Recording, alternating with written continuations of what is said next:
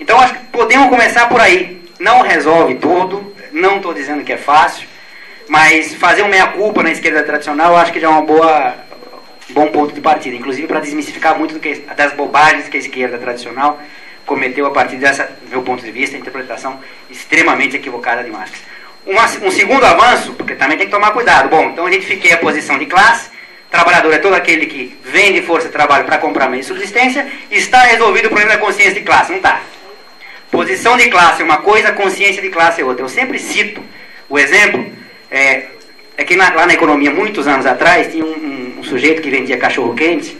Ele tinha dois carrinhos.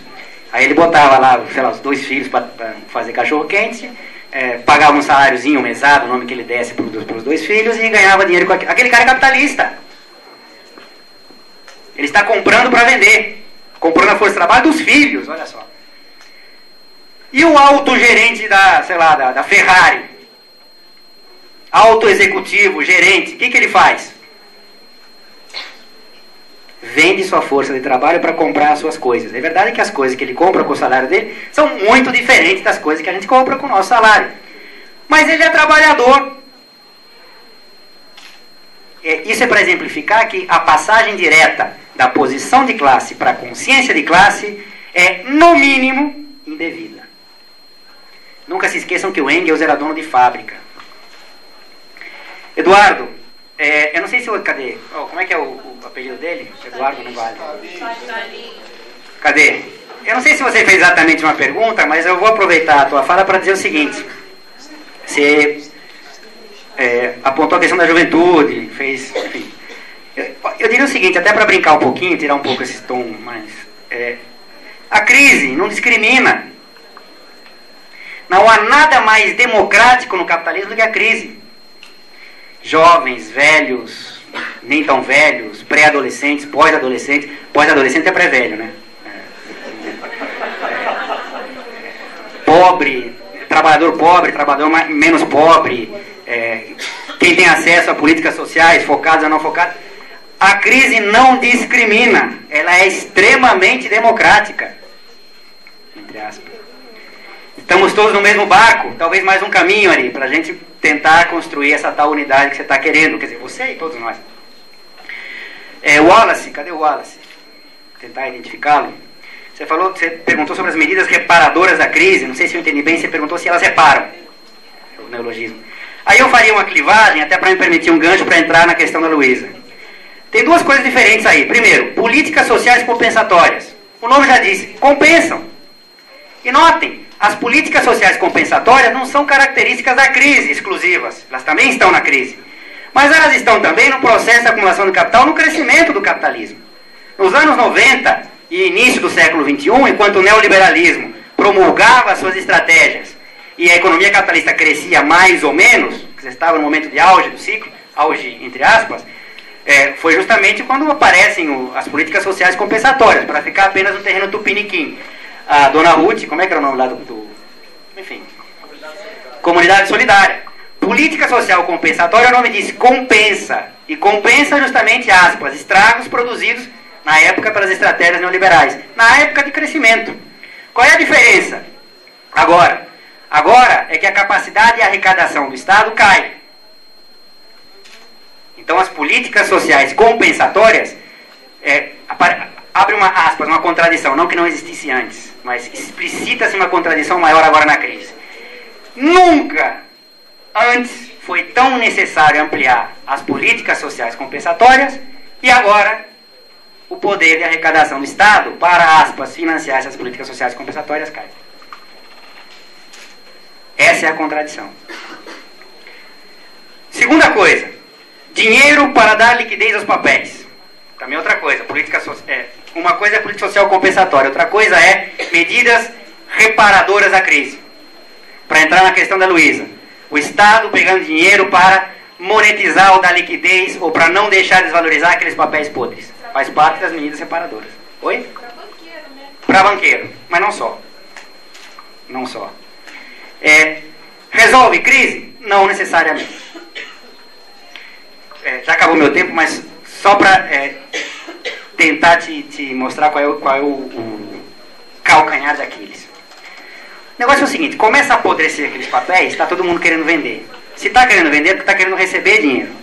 Só que justamente o que está faltando no mercado é crédito, dinheiro. Se os bancos centrais não fizerem nada, deixarem isso acontecer, isso é, olha o economista falando, precificado. Tem muita demanda, pouca oferta. De crédito a taxa de juros explode. A taxa de juros explode, a economia embica para baixo e não volta mais. O que os bancos centrais fazem desesperadamente? Enchem o mercado de dinheiro, ou seja, há uma demanda por crédito, e o Banco Central, todos os bancos centrais, vamos tentar sancionar esse aumento de demanda por crédito, para que aquele impacto na taxa de juros, que é o preço do crédito, não ocorra, e a economia não despenque. Agora, pergunta óbvia, que até minha irmã, que é médica sanitarista, e não é o Palocci, faz. Mas vem cá, quanto dinheiro é necessário para atender essa demanda adicional por crédito? Resposta, ninguém sabe, nem eles. Em algum momento pré-crise, estimou-se que um dos mercados específico desses papéis podres, mercados derivativos, chegava a casa mensal de 600 trilhões de dólares. Não estou dizendo que todos esses 600 trilhões de dólares estejam sendo vendidos, enfim. Mas vá lá, que será 10%, uma crise pequenininha no mercado de derivativos. 60 trilhões de dólares. Quanto é que é o valor do pacote do Obama, ou dos N pacotes do Obama? Haja cofre público. Haja cofre público. Boa noite, meu nome é Antônio Dias, sou aluno do pré-Plax. Estou regressando aos estudos após quase 30 anos, estou tendo essa oportunidade. Gostaria de fazer duas perguntas. A primeira para o professor aqui e a segunda para o economista. O professor falou sobre a formação de professores à distância, assim, né? Muitos. Eu queria saber se todo movimento tem uma causa, tem um objetivo. Eu quero saber qual a posição do professor que representa da bancada com relação a esse tipo de formação profissional, como Cefet e professores. E para o economista eu queria falar algo. A Petrobras anunciou há pouco tempo a construção de 144 navios petroleiros. Obviamente, navios, né? Obviamente precisariam de mão de obras profissionais. Eu queria saber com o economista, em prol a uma crise econômica mundial, o que poderia ser sugerido pelo país para que esse evento se concluísse. Eu queria parabenizar o Marcelo, o Roberto, né, enfim, eu acho que é muito importante a gente fazer essa discussão né, enfim, deixar a universidade viva, né?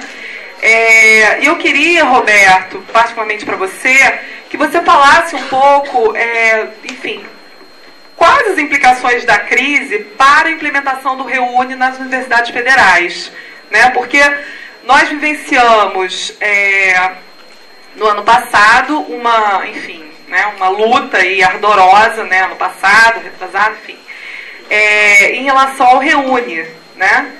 Tivemos vários debates nesse auditório e tantos outros. E a grande discussão do governo, o grande argumento do governo era: vamos expandir, né, mas teremos muitas vagas e muitos recursos para levantar prédios, né? Então eu queria que você observasse um pouco como é que está isso, né? Falasse um pouco disso, que eu acho que a gente, enfim, que está nas federais, né?